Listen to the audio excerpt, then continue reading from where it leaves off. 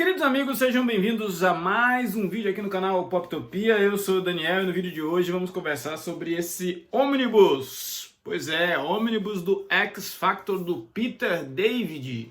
Volume 1, hein? Então quer dizer que se tudo der certo a gente vai ter outros volumes sendo lançados dessa belezinha aqui.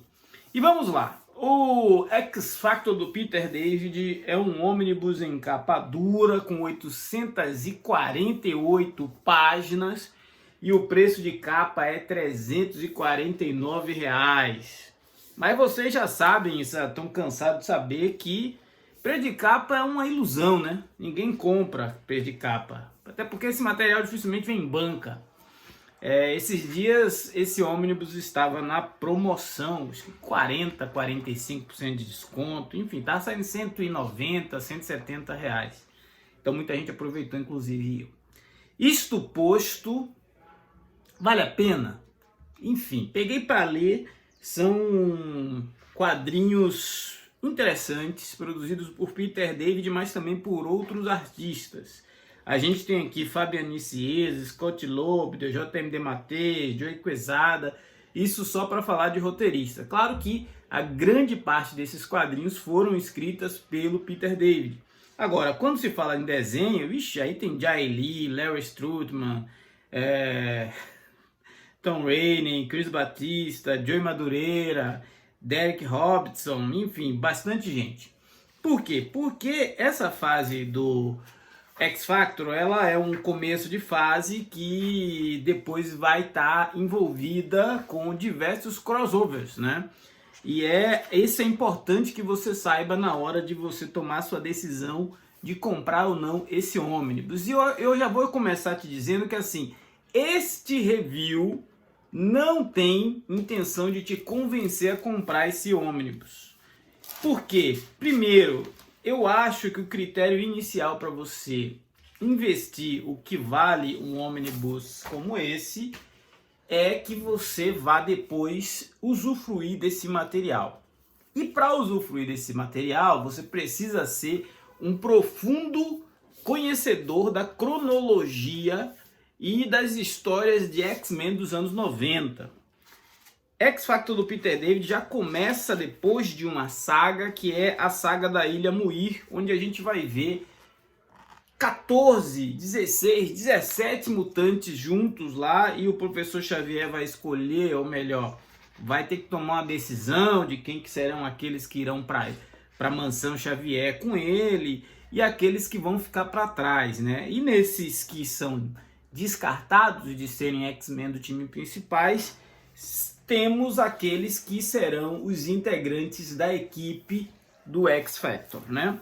E é aí que a história começa. A Valerie Cooper, que é uma agente do governo federal, desmantelou a Força Federal, que era uma equipe comandada pela Mística, e agora resolveu montar uma equipe com mutantes mais confiáveis. E aí ela incube de montar essa equipe, de arquitetar essa equipe, o irmão do Ciclope, o Alex Summers. Até aqui tá interessante o negócio, porque o X Factor original, ele é formado pelos 5 X-Men originais, e eu confesso para vocês que eu gosto do Ciclope, eu gosto da Fênix, eu gosto do Homem de Gelo, eu gosto do Fera, eu gosto do Homem de Gelo, do Arcanjo, né? Mas quando eles estão juntos, eu não gosto do resultado. E o X Factor de Walter Simonson e Louise Simonson é um negócio que eu já li e não tive simpatia nenhuma. Então, quando o Peter David propôs um novo X Factor com a liderança do Destrutor e com a participação de personagens que eu acho interessante, como Polaris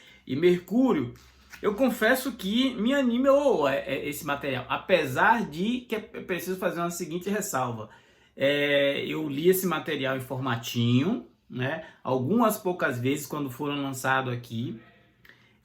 Boa parte deste ônibus é de material inédito no Brasil e saiu em formatinho especial com preço diferenciado.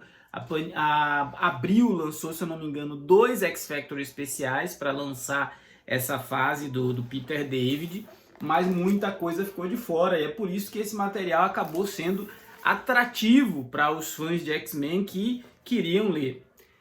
Essencialmente, o ônibus do X Factor é um ônibus sobre desenvolvimento de personagens, né? Aqui o Peter David vai tentar dar várias camadas para esses personagens que ele reuniu de lugares distintos do universo da franquia X, né? O Mercúrio estava com os Vingadores da Costa Oeste e chega dizendo que vai se juntar à equipe porque ele não se sentia valorizado pelos seus colegas nos Vingadores. A Rand Sinclair vem lá de Genosha junto com o Destrutor, depois dos eventos do programa de extermínio. A Polaris vem depois de ter sido dominada pela Maligna. E o Guido Carrozella, ele apareceu lá na Ilha Muir, né? E, enfim, o Homem Múltiplo já vivia na Ilha Muir. E é essa sopa de personagens secundários que são de repente transformados em protagonistas da sua própria série que dá um certo charme a esse título do X Factor. Mas tem algo que na época também era considerado novidade, né? A gente tinha muitas equipes mutantes de vilões, que nem todas dava para os X-Men darem conta. Frente de Libertação Mutante, os Baderneiros, enfim, a Irmandade Mutantes, enfim, tem um monte de... Não sei se eram Baderneiros, era outro nome.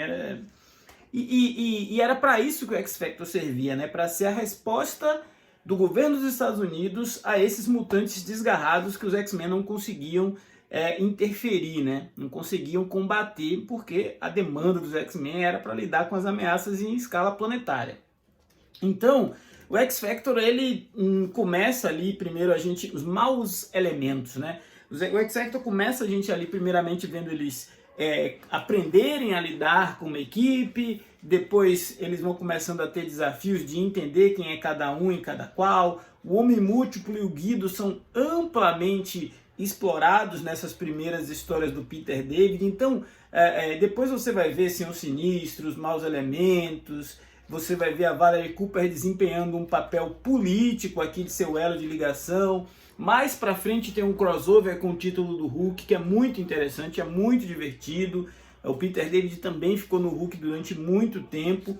Mas depois esse título vai sofrer por conta do editorial da Marvel, né? O editorial da Marvel envolveu o título do X Factor em 3 ou 4 eventos na sequência. Primeiro veio a Canção do Carrasco, que é quando o professor Xavier sofre um atentado por conta do clone do Cable, o Sinistro, e o X Factor é envolvido nas investigações. E depois vem Atrações Fatais, onde a gente vê também o X Factor envolvido por conta do Mercúrio ser filho do Magneto e os acólitos estarem atrás dele, né? No meio disso tudo, a gente vê uma tentativa de desenvolvimento da Rand Sinclair, né? A Rand Sinclair, ela chega a ter um triângulo amoroso com o Destrutor, apesar do Destrutor não ter nenhum interesse nela, mas tinha ali, sim, a sua namorada, a Polaris. Então eles três protagonizam algumas situações bastante constrangedoras, mas ao mesmo tempo situações cômicas. É uma série marcada por piadinhas, principalmente do Guido Carrozella, e pelo exagero visual dos anos 90, né?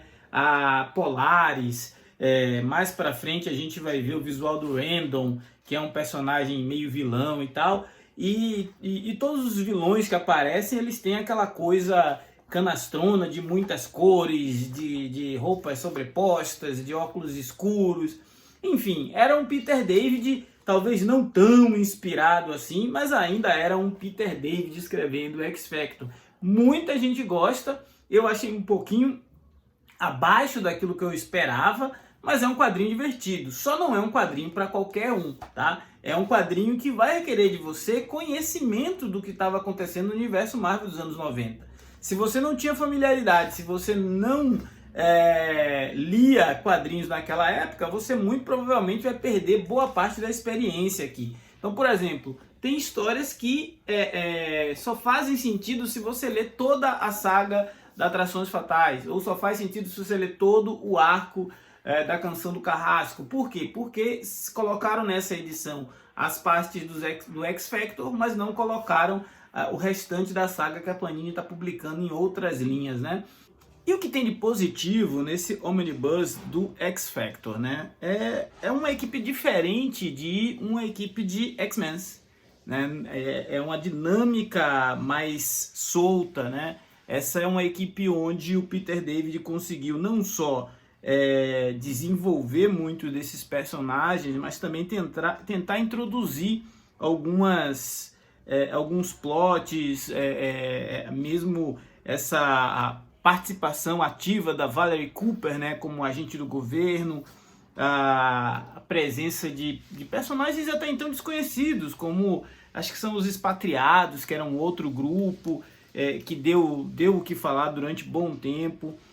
Apocalipse, Sinistro, o próprio arco em Genosha, tudo isso são elementos que podem ser interessantes, né? Eu gosto muito de quando o Mercúrio é explorado pelo Peter David, porque ele consegue demonstrar a aflição de um homem que vive da velocidade, ter que conviver e dividir o mundo com pessoas que não acompanham seu ritmo de vida. Então esse é um personagem que, nessas histórias aqui do X Factor, talvez tenha um dos que tenha sido mais bem apresentados, né? E ele carece dessa apresentação diferenciada, porque parece que sempre que a gente lembra do Mercúrio é sob a perspectiva dele ser filho do Magneto. A Polaris não. A Polaris ela já tem essa questão do magnetismo bem resolvida, e quando o Peter David usa ela, é mais para ser uma personagem desequilibrada psicologicamente, né? E mesmo assim ela consegue durante muito tempo ser ali o fiel da balança nessa equipe aqui. Talvez nesse run a grande desequilibrada tenha sido a Renée Sinclair, até porque ela estava sofrendo as consequências, né, dos eventos mostrados lá em Programa de Extermínio. Mas é um quadrinho que vai ter um desenhista principal, né, é o Strootman, que ele tem um traço bastante peculiar, um traço bastante diferente, né? Então você precisa ultrapassar a fase da estranheza para o Larry Struman, para daí você se adaptar com esse jeito estilizado que o Larry Struman apresenta seus personagens, apresenta suas páginas. São páginas com bastante elementos, então gera às vezes até uma confusão visual para você acompanhar tudo isso que ele está querendo expor em uma página. Mas não deixa de ser uma arte interessante, não. Mas tem outros artistas, outros grandes desenhistas, e mais para frente a gente vai ver alguns anuais, como eu já falei anteriormente, anuais inéditos, que fazem dessa edição uma edição importante para a gente que faz questão de ter aí todo o material de X-Men, né? Além disso, tem muito extra, tem bastante capas, tem alguns materiais, algumas artes conceituais e algumas fichas de personagem, coisas típicas dos anos 90 que eles encadernaram nessa edição. Linhas, né? Então, assim, a gente tem aqui uma série de momentos interessantes do Peter David com esses personagens. Por exemplo, o Mercúrio, ele foi muito bem desenvolvido. A gente tem edições que, por serem inéditas, valeriam a pena para o colecionador brasileiro ter, né? O Fortão é um personagem que ganhou dimensão e ganhou uma certa respeitabilidade, o Guido Carrosella, nessa série. Mas há quem diga, e eu concordo, que o X Factor Investigações, que também é do Peter David, é um material muito mais moderno, chegou a sair por volta de 2010, 2011 na revista X-Men Extra, é muito mais interessante, muito mais relevante para a Marvel do que esse quadrinho aqui. Esse quadrinho aqui foi o começo, mas o filé ainda está por vir.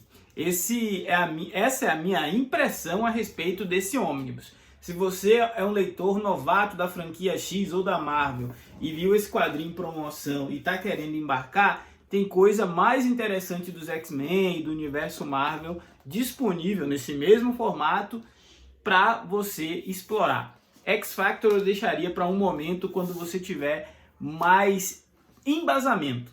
Aí sim vale a pena você embarcar nessa aventura, porque ela é complementar de outras histórias que estavam acontecendo no universo mutante nos meados dos anos 90, uma vez que essa série começa com histórias de 1991 e vão publicar histórias até 1993. Repito, com pelo menos meia dúzia delas inéditas no Brasil, publicadas pela primeira vez nesse formato. Esse foi o Poptopia de hoje. Se você não for inscrito, se inscreva, ajude o nosso canal a crescer, a ganhar relevância nessa concorrida plataforma. Afinal, falar de bi é sempre muito bom. Falar de um busão dos mutantes da Marvel, melhor ainda. Forte abraço, até a próxima!